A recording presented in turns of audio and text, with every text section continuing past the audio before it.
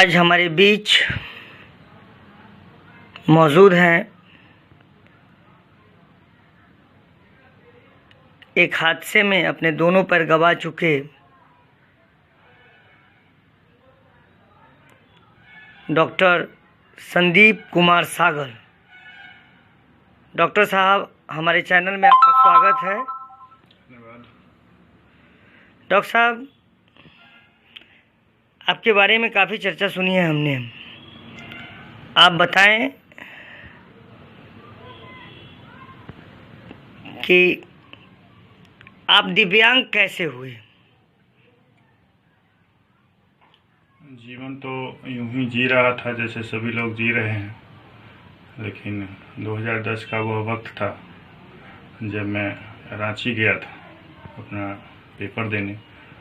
Entrance paper था। वहाँ से लौटने के क्रम में मुजफ्फरपुर के मिठनपुरा में जो है मुझे धक्का देकर गिरा दिया गया, और जिसके वजह से हम ट्रेन के चपेट में आ गए और मेरे दोनों पैर कट गए। लेकिन दोस्ती की मिसाल कायम की हमारे दोस्तों ने और मेरे रिश्तेदारों ने, मेरे समाजों ने मुझे बचा लिया। और उस दरमियान मुझे 20 यूनिट या 19 यूनिट ब्लड लगी थी। मेरे घर से मात्र 1 यूनिट ही ब्लड चढ़ पाई थी, निकल पाई थी घर से। तो लगभग सभी ब्लड जो है समाज और रिश्तेदार और दोस्तों से मिला। तो हम पुनः धन्यवाद कहना चाहेंगे मेरे अपने मित्रों को, रिश्तेदारों को और अपने समाज को, जिन्होंने मुझे जीवन दान दिया, और उनके वजह से ही आज मेरा जीवन चल रहा है। डॉक्टर साहब, जिंदगी और मौत की जंग लड़ते हुए आपने नए जीवन की शुरुआत की, और आप अचानक गरीबों की सेवा में लग गए। क्या कारण था? बहुत सारी वजह है। लोग तो मानवता भूल चुके हैं, लेकिन मुझे उसी मानव ने ज़िंदगी दी है जिस मानव को ईश्वर ने स्वयं धरती पर आकर के जन्म दिया। तो मानव के लिए अगर हम कुछ नहीं करते हैं तो हमारा जीवन जीने का क्या उद्देश्य होगा? उद्देश्य तो बहुत सारे लोग लेकर के जी रहे हैं, लेकिन मानव के प्रति भी कुछ उद्देश्य होना चाहिए। यही सोच करके मैंने मानव का सेवा करना शुरू कर दिया और आज तक कर रहा हूँ। मैंने कभी संकोच नहीं किया कि मानव का सेवा, किसी के प्रति मैंने संकोच नहीं किया कि हाँ इनका सेवा होना चाहिए या इनका सेवा होना चाहिए। जहाँ से भी मुझे सूचना मिला कि हाँ इनकी मदद होनी चाहिए, मैंने मदद की और आज भी कर रहा हूँ। कैसे मिली ये गरीबों की मदद करने की प्रेरणा? कहाँ से मिली आपको? मेरी जो ज़िंदगी थी जिसमें 19 यूनिट ब्लड लगे थे या 20 यूनिट ब्लड, तो उन्होंने कोई ना कोई मानव आकर के ही मुझे रक्त देकर जीवन दान दिया था। उन्होंने जब मानवता का मिसाल कायम किया तो मेरा भी तो कर्तव्य बनता है कि मैं मानव के लिए कुछ करूं, समाज के लिए कुछ करूं। समाज के द्वारा दिया हुआ मेरा ज़िंदगी है, तो क्यों ना हम समाज के लिए लगें। लोग तो भूल जा रहे हैं। आज इधर चर्चा हो रही है और उधर भूल जाते हैं कि किसी ने मेरा मदद किया, लेकिन मेरा जीवन तो उन्हीं का दिया हुआ है, तो मैं उनके लिए कर रहा हूँ। तो क्यों, क्या बड़ा कर रहा हूँ? कुछ बड़ा नहीं कर रहा हूँ, कुछ अलग नहीं कर रहा हूँ। उन्हीं के द्वारा दिया हुआ ये जीवन है। और मैं ये बताना चाह रहा हूँ कि ईश्वर ने मुझे दिया पहले है या मैं पहले दे रहा हूँ। ये बहुत बड़ी बात है। आप सोचिए कि ईश्वर ने हमें दिया पहले है या हम पहले दे रहे हैं। ये सोचना पड़ेगा, थोड़ा सा सोच बदलनी पड़ेगी, तब जाकर के समाज का आप सेवा कर पाएंगे। सोचिए जरा आप लोग इस पर। और समाज हम लोगों से है, समाज से हम लोग हैं, तो समाज का सेवा हम लोग नहीं करेंगे तो कौन करेगा? लॉकडाउन में भी मैंने 24 घंटा सेवा देने का क्षमता रखा है और किया भी है। कई दिन मैंने पिछले 25 दिनों से 26 दिनों से मैं जो हूँ सेवा में लगा हुआ हूँ, और कहीं ना कहीं ऊपर वाले का आशीर्वाद हम पर बरकरार रहा है, समाज का आशीर्वाद बरकरार रहा है, दोस्तों का आशीर्वाद और सहयोग बरकरार रहा है, जिस वजह से वायरस क्या बहुत अच्छे दुश्मन भी लगे हुए होते हैं एक दूसरे के पीछे, लेकिन कोई हावी नहीं हो पाया यहाँ पर। मैं सेवा के लिए हमेशा आगे रहा हूँ और रहूँगा। और लॉकडाउन में और भी सब सुविधाएं दी जाएगी। जहाँ तक गरीबों की बात है तो गरीब होते ही हैं, हम लोग भी गरीब ही हैं। हम लोगों ने चंदा करके ये लॉकडाउन में सेवा दिया है और अभी भी दे रहा हूँ।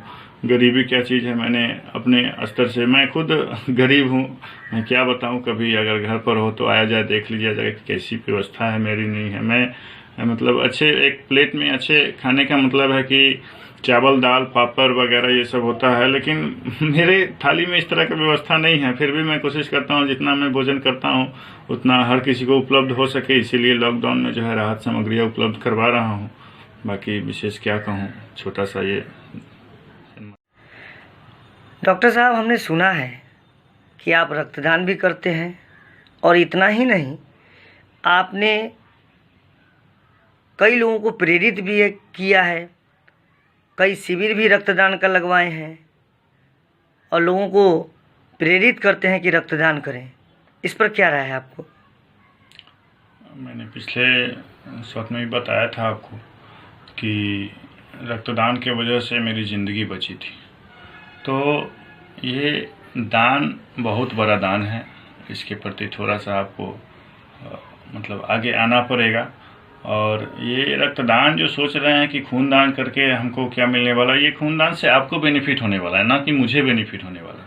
अगर आप रक्तदान करते हैं तो आपका शरीर के लगभग 90% बीमारी जो है वो कम हो जाते हैं और आप अपने बॉडी को डेवलप पा सकते हैं और अच्छा महसूस करते हैं।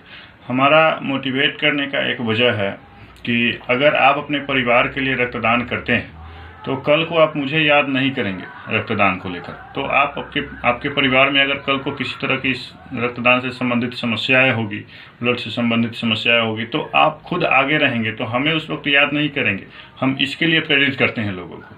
और दूसरी बात, रक्तदान शिविर तो मैंने पूरे बिहार झारखंड के हर एक ज़िले में जा करके इस दिव्यांगता अवस्था में, जब मुझे दूसरी ज़िंदगी मिली थी एक्सीडेंट के बाद, तो इस दूसरी ज़िंदगी को पाने के बावजूद दिव्यांगता अवस्था में साइकिल से बिहार झारखंड के हर एक ज़िले में जाकर के मैंने ब्लड डोनेशन कैंप ऑर्गेनाइज किया था, जिसको लेकर मुझे इंडियन बुक ऑफ रिकॉर्ड में जगह भी दिया गया था।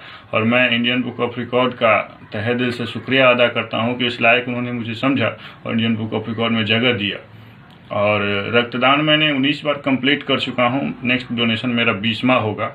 और मैं हमेशा रक्तदान, जब भी मैं समय नहीं देखता हूँ, मैं कभी अपने कैंप में डोनेशन नहीं करता हूँ। इसलिए नहीं करता हूँ कि 12 बजे रात को भी अगर कभी सूचना मिले कि ब्लड की ज़रूरत है तो मैं वहाँ जा कर के अपनी सुविधा से रक्तदान करके आता हूँ। इसलिए मैं नहीं करता हूँ अपने कैंप में कि इमरजेंसी में किसको खोजने जाएंगे। तो इसलिए मैं अपना रिजर्व रखता हूँ कि कभी भी जा करके मैं रक्तदान करूँ, किसी का ज़िंदगी बचाऊँ। आप भी रक्तदान कीजिए, कोई बहुत बड़ी बात नहीं है। ये रक्तदान महादान है, आप अच्छे से जानते हैं। और रक्तदान का शिविर मैं हमेशा कोशिश करता हूं, अपने जन्मदिन पर भी रक्तदान शिविर करता हूं। तो रक्तदान के प्रति हमेशा हमारा रुझान अच्छा रहा है। और कहीं ना कहीं 19 यूनिट रक्त जो मुझे दिया गया था, ये रक्तदान से प्रेरित किए हुए लोगों से ही ज़िंदगी मुझे मिली। तो मैं इसके लिए ही मतलब जिन्होंने अपना मानवता निभाया, मुझे भी कर्तव्य बनता है कि मैं उनके लिए कुछ करूँ। इसलिए मैं रक्तदान पर काम करना शुरू किया और कर रहा हूँ, करूँगा भी। डॉक्टर साहब, अभी आपने बताया कि आप निहायत गरीब परिवार से बिलोंग करते हैं, संबंध रखते हैं, आप गरीब परिवार से आते हैं। तो आप गरीबों की इतनी सहायता कैसे कर पा रहे हैं आप? मैं जब रक्तदान क्षेत्र से बिलोंग करता था तो बहुत सारे लोग नॉन रिस्पॉन्सिबल की तरह हमको रिस्पॉन्स करते थे। और रिस्पॉन्स नहीं करने की वजह मैं निराश तो नहीं हुआ कभी, फिर भी मोटिवेट करते रहा, रक्तदान कराते रहा। वही जो रक्तवीर हमारे साथ है, वही रक्तवीर हमारे एक मजबूती के साथ खड़े हुए हैं। और उन्होंने चंदा किया कि हाँ संदीप, मदद होना चाहिए, चलना है, लोगों का मदद करना है, जो फंड होगी हम लोग मिल करके मदद करेंगे। और ये चंदा करके हम लोग सेवा कर रहे हैं। जैसे ही आई थी यहाँ इंडिया में अपना कोरोना की चर्चा, वैसे ही मैंने भारत सरकार को अपना अंग मतलब पूरी तरह से अपना बॉडी दान कर दिया था कि अगर वैक्सीन बनानी है तो मेरे बॉडी पर रिसर्च कर ली जाए, एक्सपेरिमेंट कर लें। और जो वैक्सीन तैयार हो सके इसके लिए मैं अपना शरीर दान करता हूं। भारत सरकार को मैंने ट्वीट भी किया था, वाया मेल भी भेजा था। और अभी तक ऐसी सूचना नहीं आई है कि आप आएँ, आपने शरीर दान किया है। तो जैसे ही सूचना आएगी मैं जाऊंगा, इसके लिए मैं निश्चिंत हूँ। और मैं हमेशा ही समाज के लिए आगे रहा हूँ। इस लॉकडाउन में भी मैं 500+ लोगों को जो है जाकर के राहत सामग्री उपलब्ध करा रहा हूँ और अभी भी करा रहा हूँ। इस लॉकडाउन में मैं एक दिन भी रुका हुआ नहीं हूँ। मास्क मैंने बांटे हैं, सैनिटाइजर मैंने बांटे हैं।